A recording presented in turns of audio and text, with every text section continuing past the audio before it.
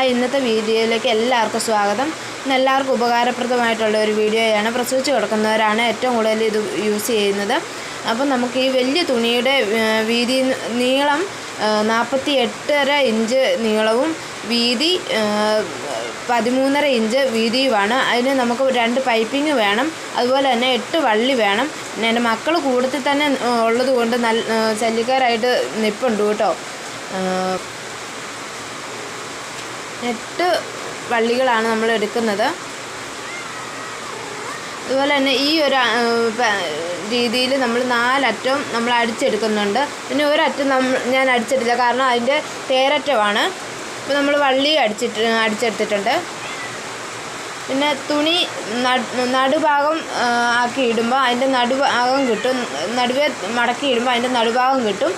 അതിന് ശേഷം നമ്മൾക്ക് ഇതുപോലെ ഈ രീതിയിൽ മടക്കി ഇടുക. അപ്പം